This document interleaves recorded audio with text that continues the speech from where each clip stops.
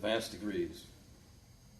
And the 8 of us collaborated on an article on geology in response to some reports that the denomination had produced a few years ago. We wanted to clarify comments that had been made about geology.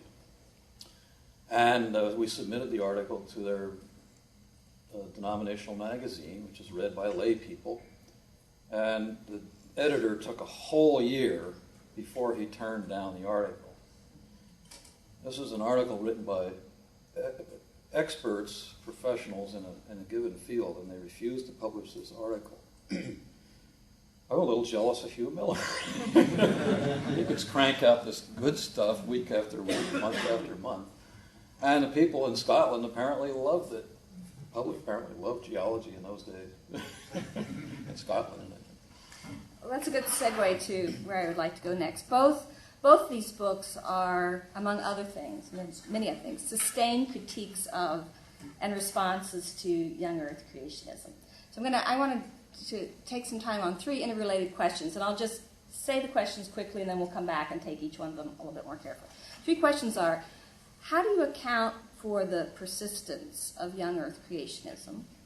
The second is, can you summarize some of your most important critiques and responses that you make? And third, do you want to reclaim the word creationist?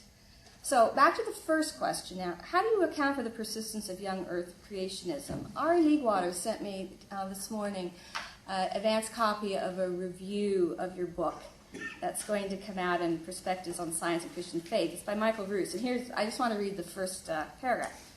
This book should not have been written. Or let me rephrase things. It should not have been necessary that this book had to be written. Or let me even rephrase things. I am sorry that this book had to be written. But I'm so glad that it was written and that it was done in such a splendid fashion.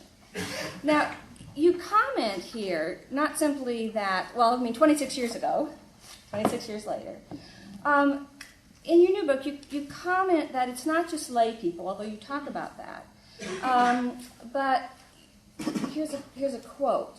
In recent decades, a host of biologists, physicists, chemists, geographers, and engineers, but extremely few geologists and astronomers, have been insisting on a return to belief in creation in 6 24-hour days, only a few thousand years old.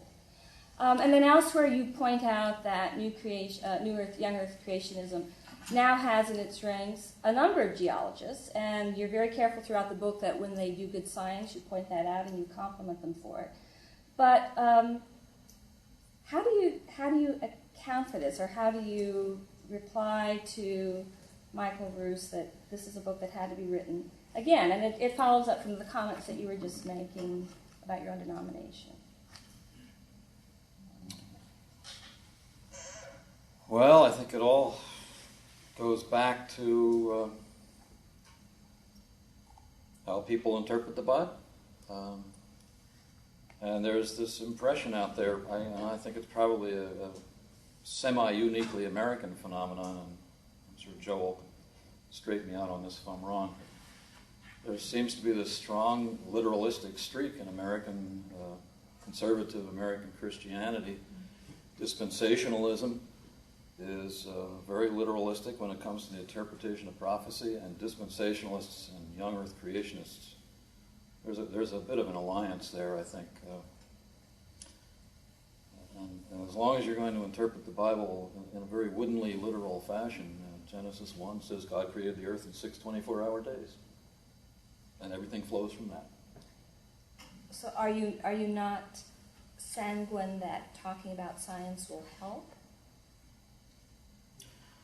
It won't help the people who are just dead set committed to this very literalistic approach. And I don't particularly expect to change minds, but I do hope to change people who are at least open to learning something.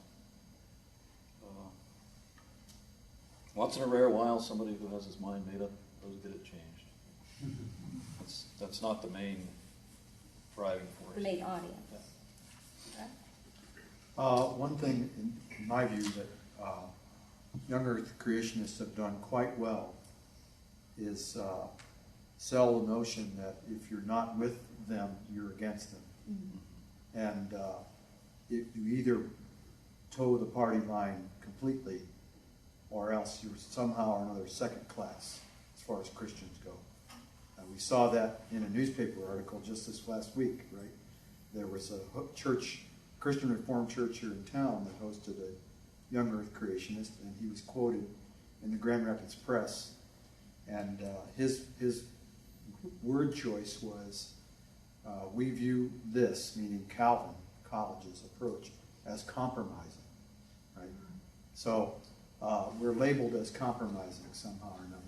And that has been an expert tactic, and one that's been very, very well employed, especially since the publication of the book, The Genesis Flood, which is a landmark in that movement, in which Dave and I tackle in numerous places on an almost sentence-by-sentence basis for abuse of data. But starting in 1961, the people that are inclined towards that view have done a very, very good job of pushing the notion that you're either whole hog with them all the way, wholeheartedly with them, or else you're, quote, compromising, second class, liberal, whatever phrase you want to use. You're in some way you're denying the faith. So to move to the second part of the question then, summarizing some of the important critiques and responses that you make, it does seem to me that by adding the section on biblical accounts, that you're trying to take a multi-pronged approach, this sort of all or nothing, trying to make some headway with that. But you also you make a number of very forthright challenges and coming at it again in sort of multidimensional ways. For instance, I was interested in we challenge young earth creationists to abandon the fruitless dichotomy. Here's this problem again, right, of the either or. Fruitless dichotomy between so-called uniformitarians and catastrophists. I learned so many wonderful words from reading this book. Taphonomy. I just have got to figure out a way to use that word more. It's just lovely. But also, you do quite a lot in this book to try to pull apart age of the earth and geology from evolutionary biology, trying to kind of distinguish those two, it seems to me. You have 2 full chapters on radiometric dating. So maybe you can talk much more intelligently than I can a little bit about what you think are some of the responses that you make here, or that you feel are most important. A couple of places you say it's most important that we do this. It's very important that we do this. We need to really clarify that. So maybe a few of this gives you a chance to talk about your science.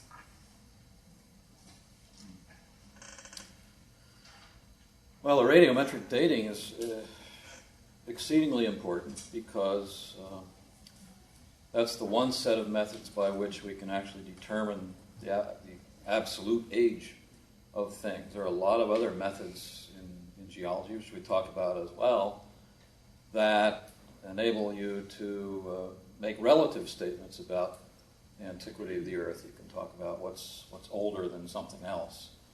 Radiometric dating actually enables you to put numbers on the antiquity of a particular rock or the antiquity of a particular event.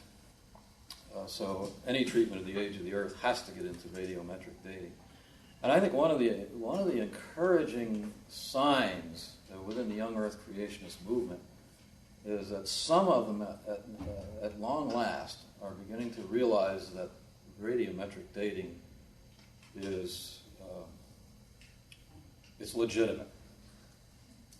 And they're now trying to somehow or other discredit it by claiming that radioactive decay constants must have changed sometime in the past in a very dramatic kind of way during the creation period and during the flood. If they can somehow show that, then that would undermine the whole business. But they're in effect conceding the way we have it now.